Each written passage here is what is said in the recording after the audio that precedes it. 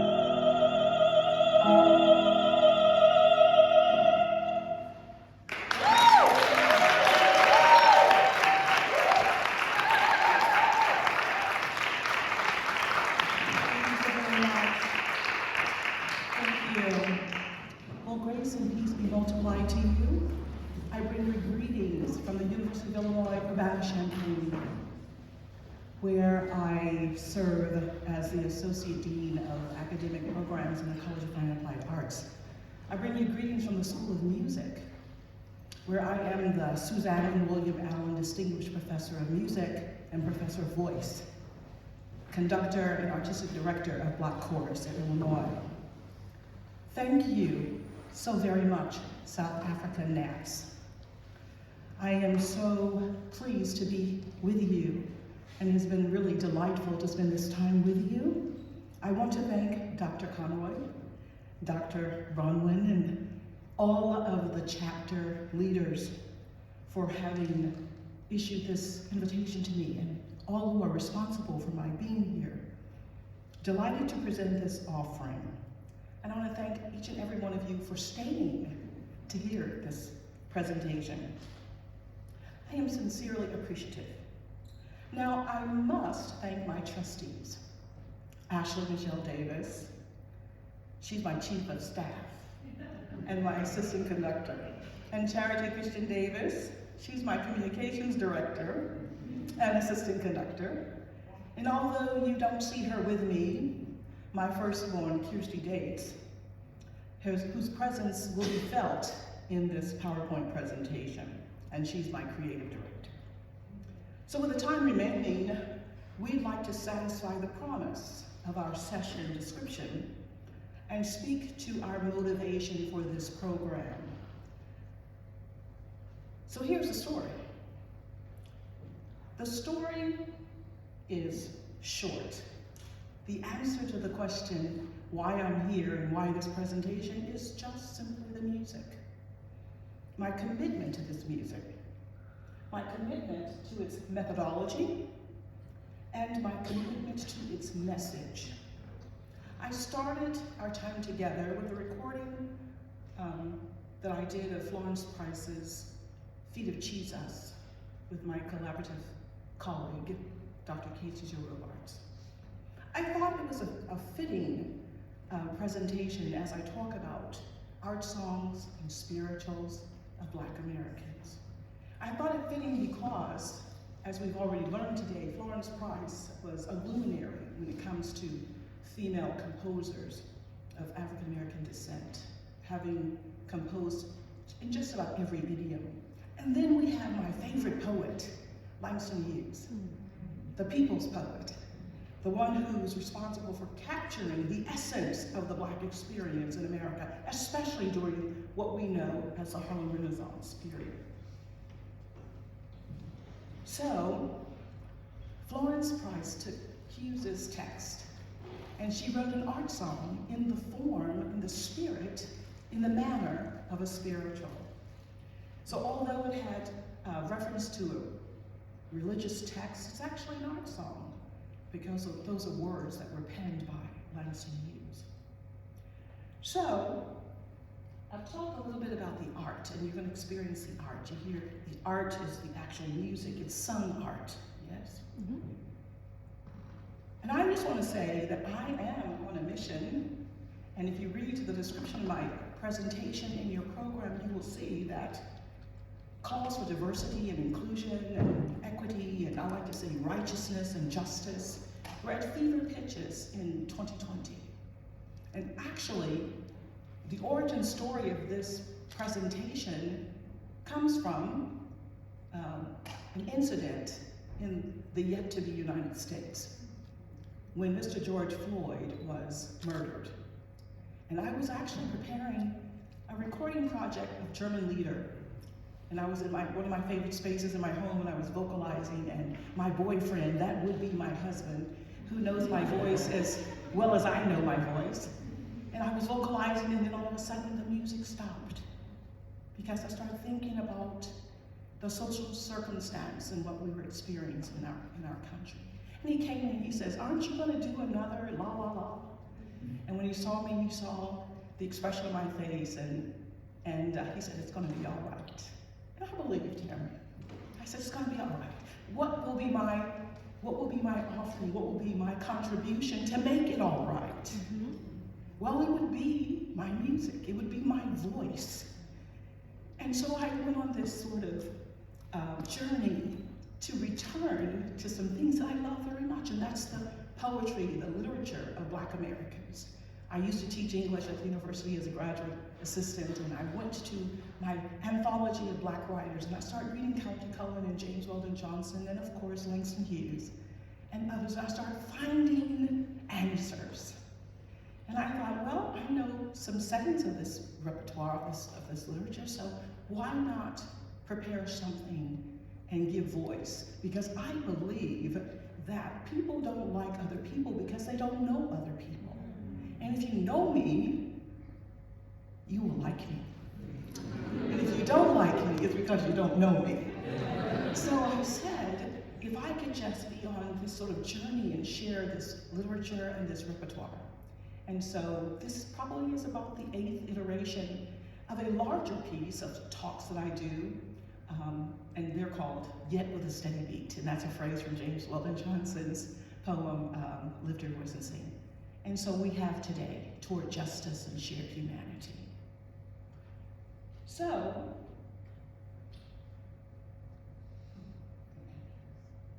this music, this art, and I'm gonna go kind of quickly, okay, love? This music, this art, it serves as shelter. It's shelter in a time of storm. It serves as a shield I like to say it's armor for my trauma.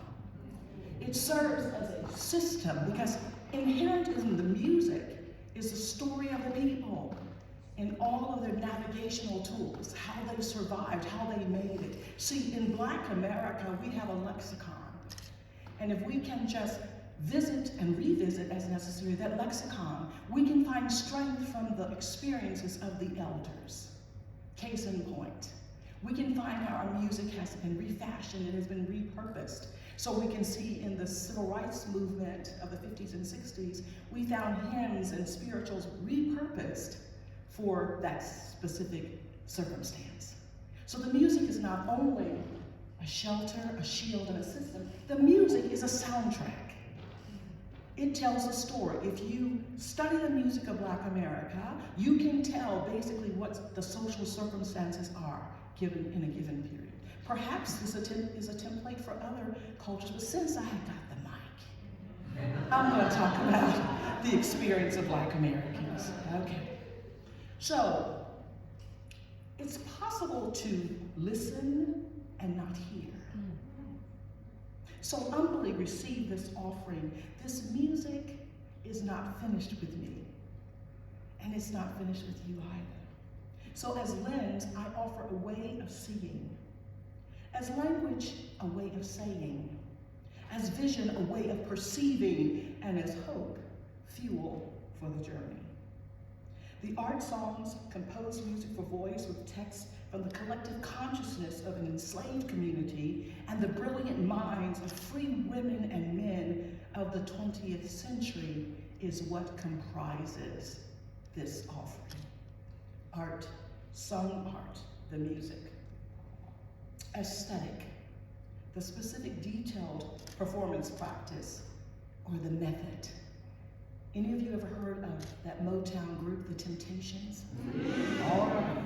I won't throw out anything, I won't give a holler. But at any rate, they had this wonderful song, and I think it encapsulates what I mean by aesthetic, and that is the way we do the things we do. And then there's the activism part of it. And I like to say that the activism in Black American music is the disruption of listener complacency. And that's what you find in the message. At this time, I want to invite my colleague and allow me to thank her afresh, Letitia, to join me.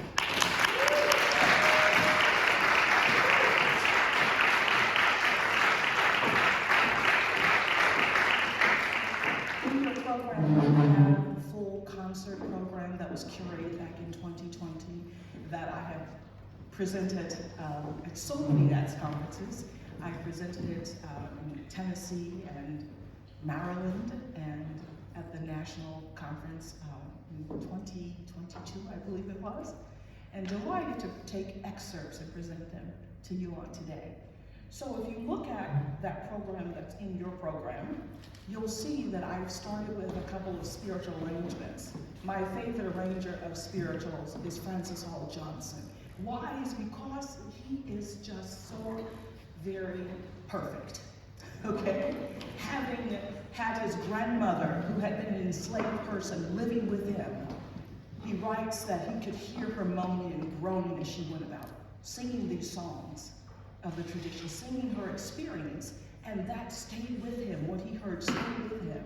And so when I sing his pieces or hear his pieces, whether in choral arrangement or for solo voice and piano, I believe that he has captured the essence of the experience. So we want to start our time together with an arrangement by Francis Hall Johnson titled City Called Heaven.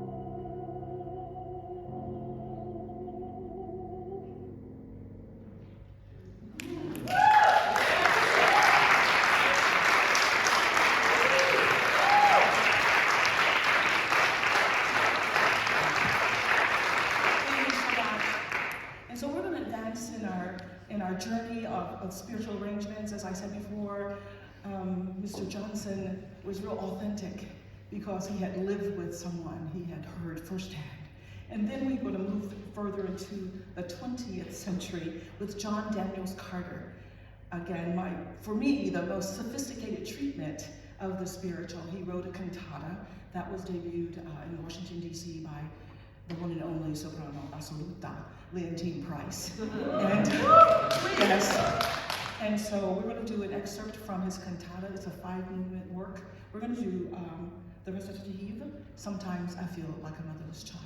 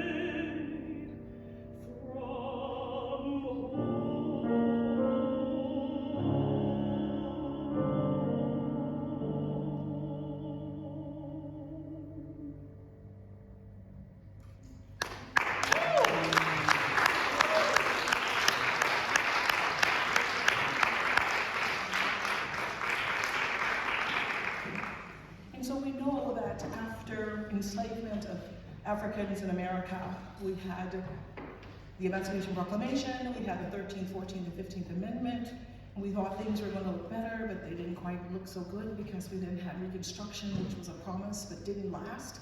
And then we had Jim Crow, and I'm giving you a very, very fast version. But all the while, we had music happening, you know?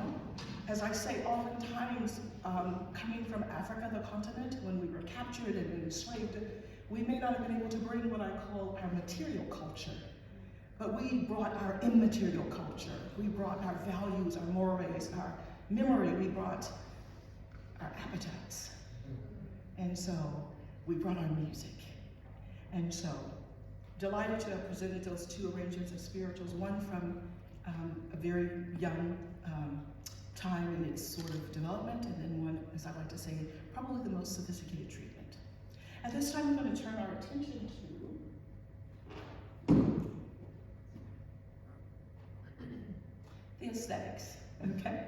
the way we have the opportunity and we take the opportunity to speak in a way that isn't necessarily double entendre, but there's always a meta message. And I oftentimes say that in our experience in the States, we could sing things that we could not say. And so we were able to capture that in the spiritual. You know, for example, you have Ezekiel saw the wheel. Have you heard that arrangement? You know? And Ezekiel saw the wheel way up in the middle of the air. And everyone's comfortable because that's an Old Testament text, yeah? But when you get to the verses, and the soloist says, better mind, my brother, how you walk on the cross. Your foot might slip, and your soul get lost. That was a teaching, that was a criticism, that was saying that the religion that is being practiced, you know, on Sunday, and yet not transferring to how I'm being treated, there is one who sits high and looks low. So you better watch what you do because your foot might slip. All right, enough of that sermon. Okay. So at this time, the way we do the things we do, again, an aesthetic, which are choices that we make, I have to call upon my brother, Langston Hughes, and my sister, Margaret Bonds, and what they've been able to do through poetry and through music in retaining the essence of music and culture and value. They've taken those responsibilities very, very seriously. And so please enjoy James Weldon Johnson's Since You Went Away. Now this piece is especially meaningful for me because I must say, my response to the murder of George Floyd was actually, I thought about this poem, and I thought about this, this song, this setting. It's set by good friend Harrison Leslie Adams, who still resides in Cleveland, Ohio. And I just thought about all the loss we have been experiencing and how people's lives have been changed and impacted forever, and things aren't the same. And so I want to pay tribute to those that we had lost in our community with this piece, Sent You Away.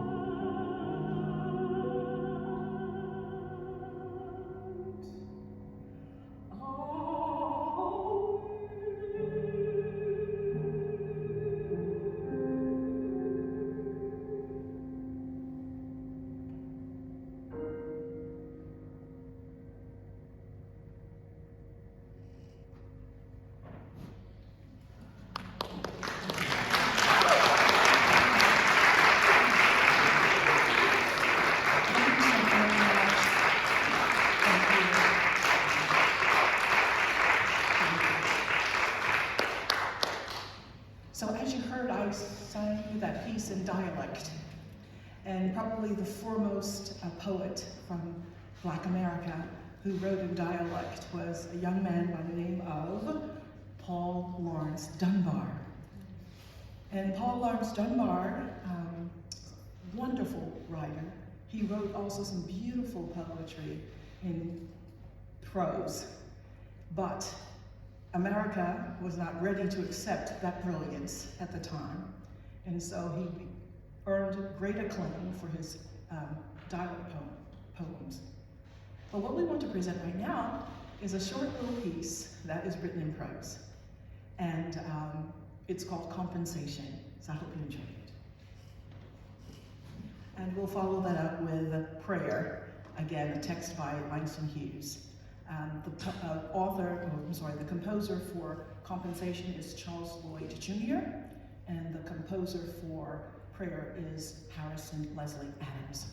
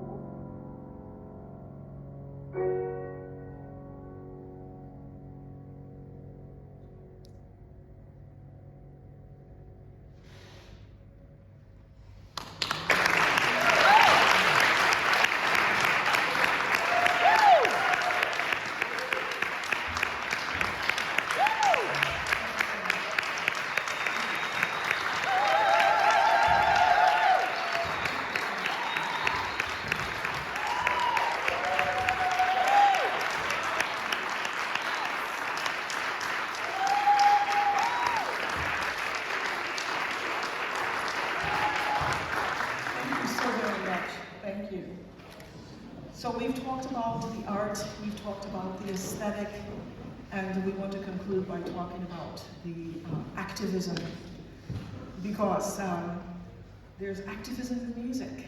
Yes. And as I said earlier, my purpose of activism is to disrupt listener complacency.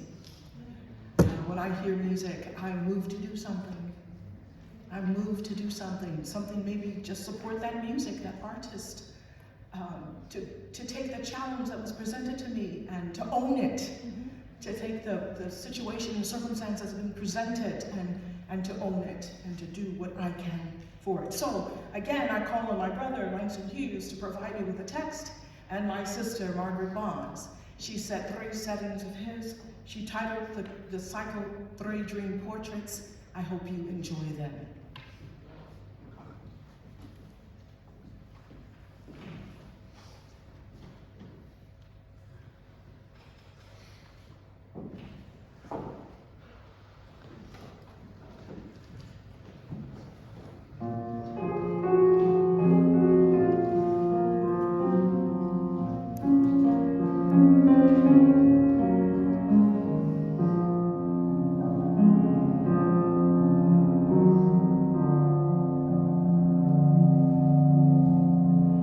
Because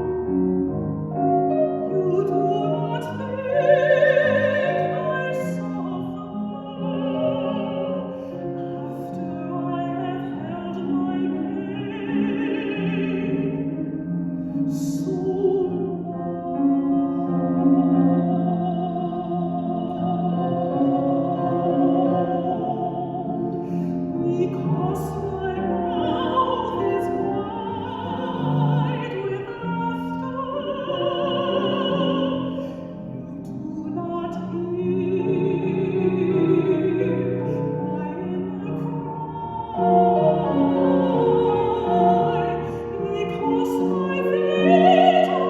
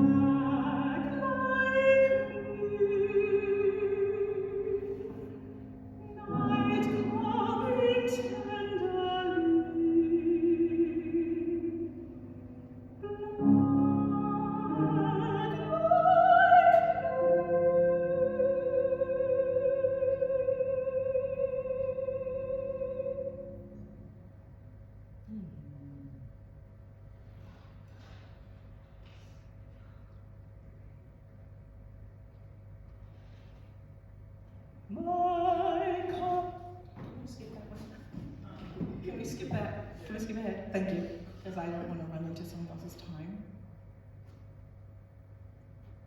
Yeah, thank you.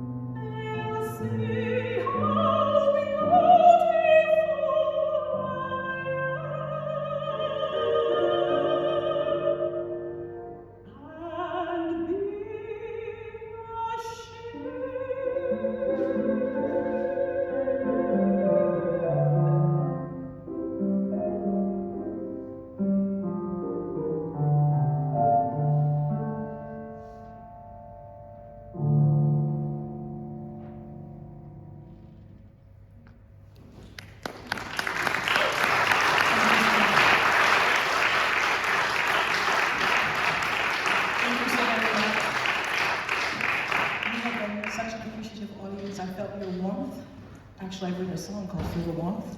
I felt your warmth, and I really, really appreciate it. Again, allow me to thank Charity and Ashley and Letitia for joining me in this presentation, and thank all responsible for my being here. It has been a real delight to share my heart with you, to share my music with you, and to share just a slice of Illinois here in South Africa. Perhaps we have a few moments. I don't want to go over for a question or two. Okay. I should say you can have questions. I don't have answers, but I do have responses. Okay? Ollie, you've got so many people in tears over here, and it's just, besides the fact that you've got such a beautiful instrument and voice, you have this amazing ability to transfer emotion. I want to know, when we listen to you sing, you've got a very gentle approach to singing, but yet you never sacrifice warmth and color. Do you have any specific technical strategy that you think of, or that you think is important to keep your voice sound so magnificent and fresh and beautiful? Well, thank you so much for that question, Conroy. And the short answer is, I've been singing all of my life, and when I started studying voice, it was very late compared to many, many people. I actually went to an engineering school. I was going to be an engineer because I like math and science. And I was in the choir because, that's, again, I sang all of my life. And when I eventually got to Illinois, and I had a really lovely teacher, and she said, you can sing for a very long time if you just continue to sing as you've been singing. So I'm going to teach you what you're doing. Okay? Because I was considered a natural singer. She said, but I want you to know what you're doing. And I said, thank you, because I want to also be a teacher. And so breath was very important. Breath and phrasing and a gentle, I hate to use these technical things, but placement. And that is never to grab the mechanism, but to also always think about singing above it. Allow it to do the work beneath to support you, not only breath, but just really the approximation of everything with the muscles, and sing above it. Always allow breath to lead you. Your breath is your salvation as a singer, I was taught. Allow it to lead you. to lead you, and then never sing beyond your beauty point, you know? And I remember she prepared me even for going in with my coach, who was used to playing for Birgit Nielsen and all these big people, and she would always say, don't allow anyone to push your voice. Just don't allow anyone to push your voice. And what I adopted with my teaching and with myself is I always tell my students, as I tell myself, invite people into your space. Invite them to come in. Make it intimate. I don't care how large the hall. Invite them up close and give them a very personal experience. And so in doing so, if I set that atmosphere, people will want to hear it, and I don't have to force it, make you hear it, but just for, you know, perhaps dramatic effect or whatever, but just never beyond the beauty point, not more softly than I can support, and not more loudly. That is beautiful.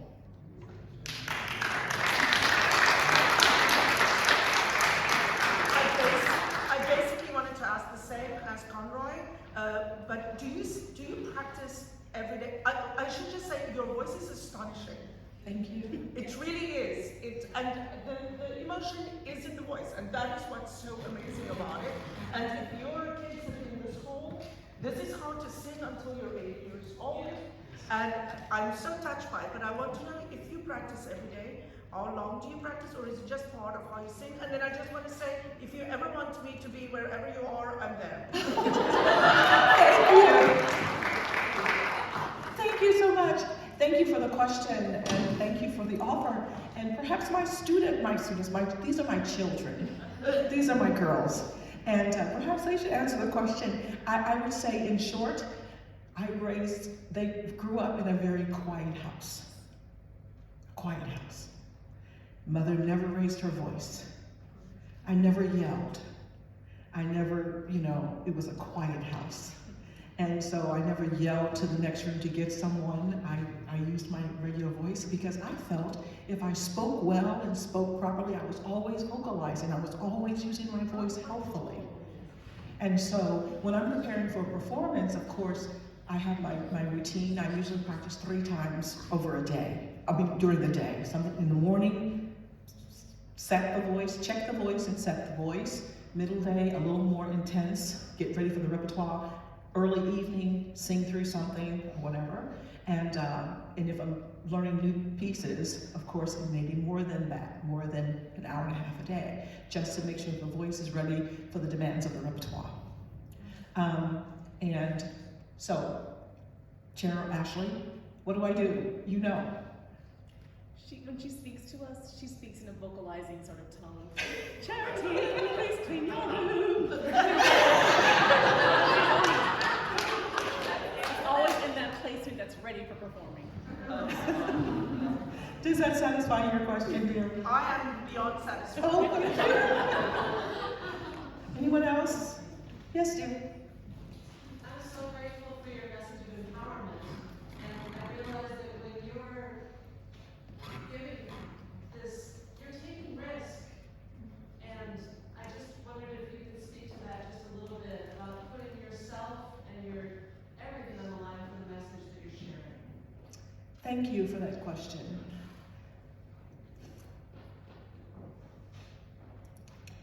That's a beautiful question. And isn't that what our lives are about? Isn't life living in such a way that it matters? Mine is. There's a hymn that I sing a lot, early gospel, and it says, if I can help somebody as I pass along,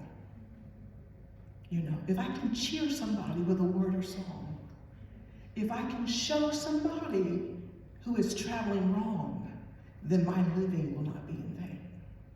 And I believe I have been called and gifted in such a way that with my temperament, my sensitivity, that I will be able to influence people to more justice and more righteousness. Because I believe, I'm optimistic, I believe the future is bright and it's pleasant. We just have to get there. And I believe that people want to go there, They want to do right, they want to be just, they just don't know how to get there. And so it costs me, it does. Thank you so much for the question. It costs you to put your life on the line.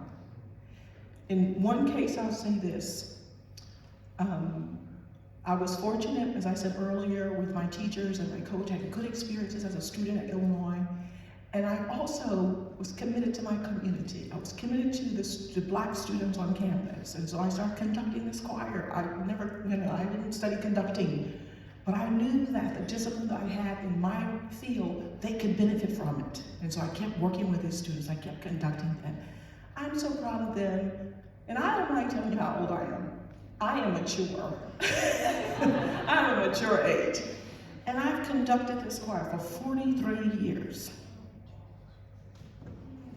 Yes, I've been on the faculty in Illinois, I think, for 37. Pardon? 38 maybe. And, but I invested in those young people in my studio and in that choir till they graduated. And I've graduated attorneys and doctors and business people and opera singers and people on Broadway. And it's been my heart's delight to do that. Because I knew if I invested in them, I invested in their future, they would turn around and they'd pay it forward. And so for me to say, to stand on the truth of what I'm presenting with both feet flat on the floor, without compromise. I am righteously stubborn, I'll admit it, in a good way. And so, as long as I have breath in my being, I plan to stay right here because I think that it's calling. And I wouldn't be able to live with myself if I didn't tell the truth. And I sleep well at night because I leave it out there. And I try to do it in a gentle way. I try to do it in a gentle way. I want to appeal to your higher angel because I believe everybody has that. And there are reasons why, and I open by saying, if you know me, you will love me. The only reason why you don't is because you don't know me. So what is my job? My responsibility is to help you get to know me. And I tell it to my students too. I say, don't worry about what you think, opposition that may come your way, because when they really get to know you, they will support you. Now in the studio, we have to work hard so that you give people something to support. Give them something to support. I said, I'm looking for young people that I can support. My children are adults. I'm still teaching. I should be finding more students that I can support. So I think I've talked enough.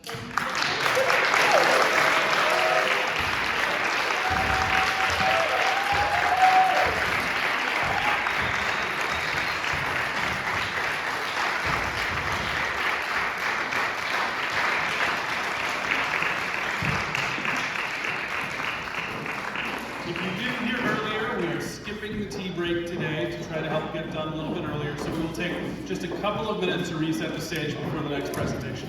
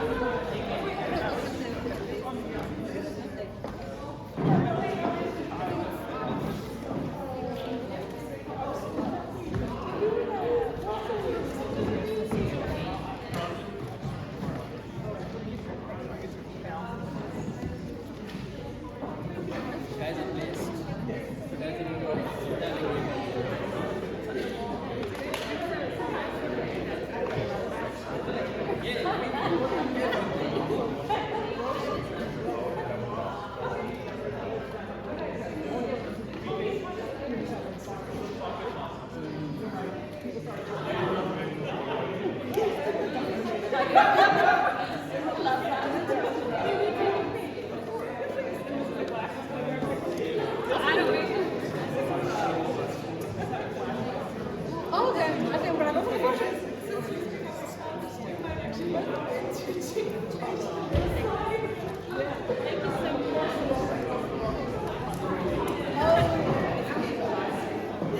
You can, this is my